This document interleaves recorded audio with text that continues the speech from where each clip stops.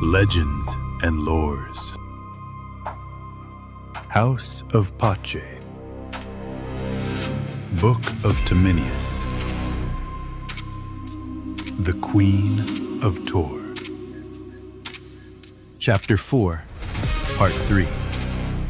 Like, comment, subscribe, buy me a coffee. Book available on Amazon. Whoa!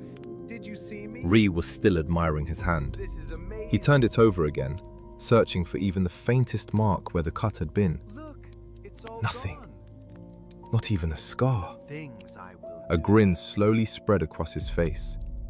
Then Elizabeth stopped laughing. Not gradually, instantly.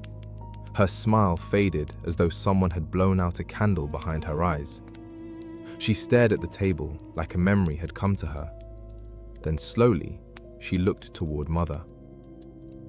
I never told you about our fight that morning. Mother frowned. What morning? The porridge. I looked up immediately. Oh no.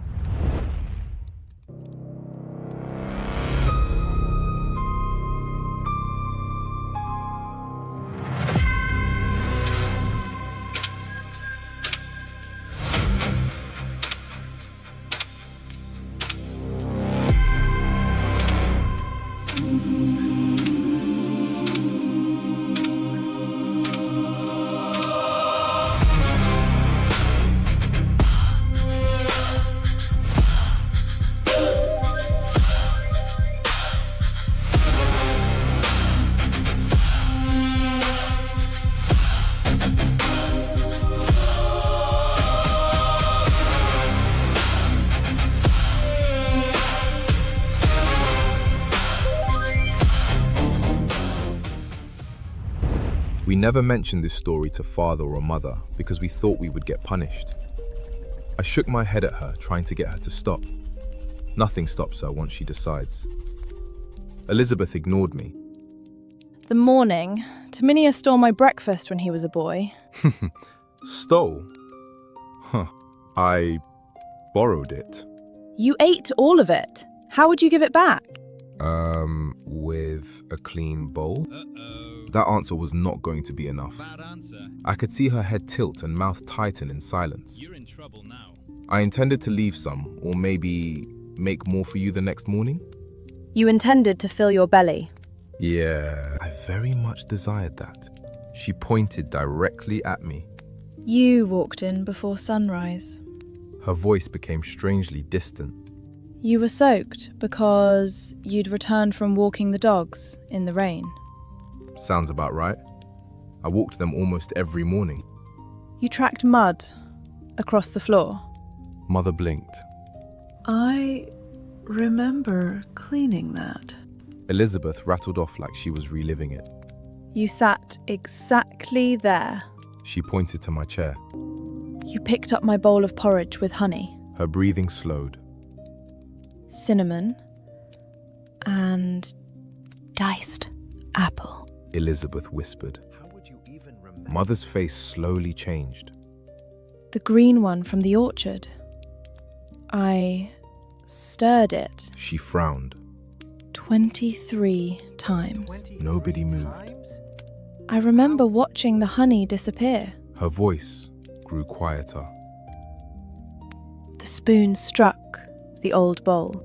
She looked toward the cupboard without thinking. It chipped the rim. Mother stood, then crossed the room. She opened the cupboard, reached behind a stack of bowls. She returned holding one none of us had seen in years. A tiny chip marked its rim, exactly where Elizabeth had said. Mother looked at Father. I haven't touched this bowl since he was little. Elizabeth stared. I can smell it. She inhaled slowly. The oats, the honey, the apples. Yum. Her eyes widened. I want some. I can taste it. Me too. A chill moved through me. She wasn't remembering. Mommy, She was standing inside the memory. make me some. It took a long time to make. She blinked, waking from the thought, then looked directly at me. You never apologized. I thought I had paid the price for it. She smiled faintly. No. Such beautiful lies. Pretending to carry on without a care, when you've already forgotten whose breakfast it was. I thought it was made for me. You know, because I walk the dogs. You knew it was mine. You saw me hide it in the pot before I left the room. I probably did. Ugh, you absolutely did. Elizabeth pointed at me again. You looked directly at me while you ate it. I was trying to determine if you wanted any. You're full of it. You ate faster when I walked into the room. It was so good. And I had places to be. Oh yeah? And where was that? Far from you. Come again? I remained silent. Any further words would incriminate me further. Just as I thought. Elizabeth looked down, speaking to Mother, almost embarrassed. That is when I attacked him. Mother blinked. You attacked him? He deserved it. Elizabeth nodded slowly. I screamed. I hit him. I scratched him. She glanced at me. I believe I may have even tried to pull his tongue from his mouth. Did you get it? Mother tried to hide her smile. Would not be the only time one of us lost control on him. What? What did you do? I need to hear more about that. Later. Elizabeth continued. I was just... so angry. I didn't think. I just let loose. She shook her head. You were terrifying, I added. Yeah, I think I was. Oh, you were. I never ate a bowl of porridge again. A small smile appeared on her face. And what did you do? I looked away. Oh, I don't remember. Nothing? Sure you did. Why? What do you mean? What do I mean? Like you don't know. That's exactly it. Nothing. You just stood there and took a beating. Made me feel worse afterwards. Don't feel too bad. My belly was filled with goodness and love. So much of it. And I knew I deserved it. Elizabeth laughed quietly. And you still don't apologize. Like I said, I paid for it. Elizabeth crossed her arms. You sure did. Even Father smiled, only for a heartbeat. Then it vanished. Elizabeth suddenly looked confused. Why do I remember that much detail? Nobody answered.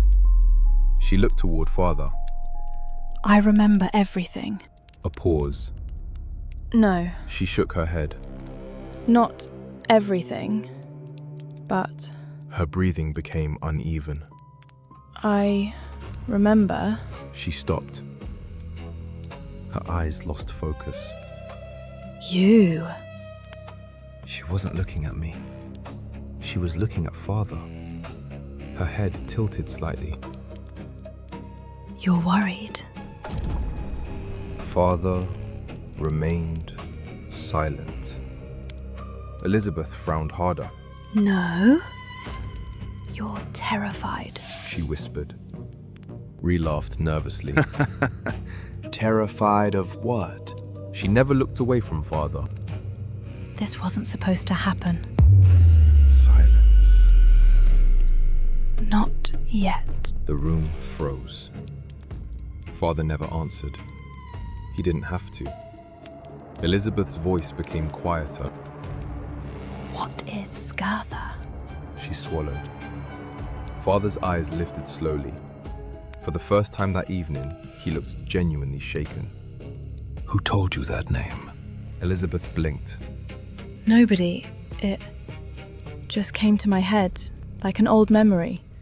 Something I heard years ago. Father said nothing. It isn't because we died. Her eyes widened. Something changed. Father's face became perfectly still. You feel a balance is changing. Nobody understood. Except Father. His eyes closed for only a moment.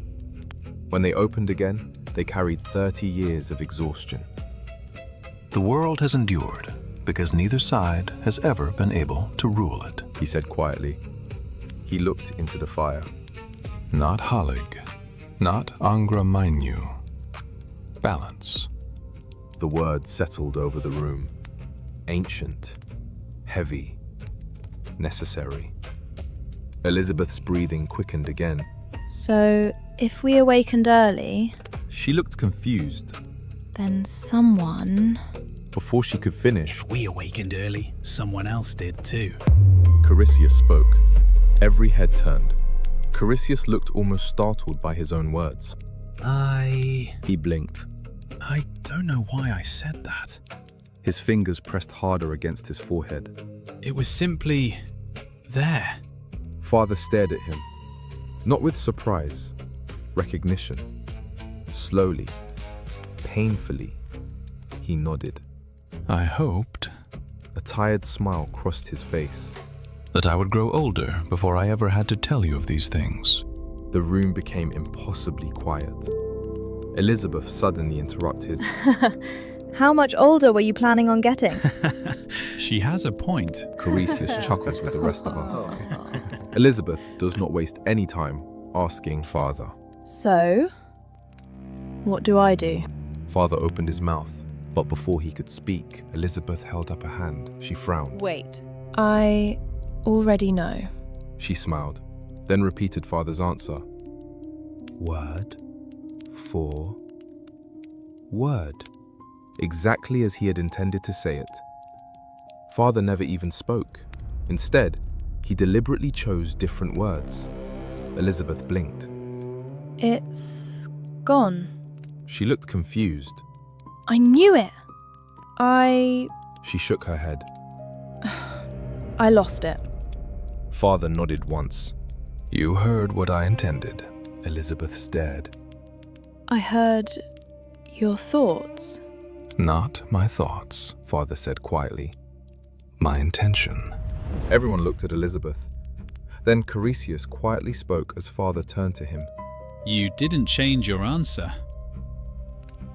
Silence. You considered 3. Carisius's eyes never left Father's.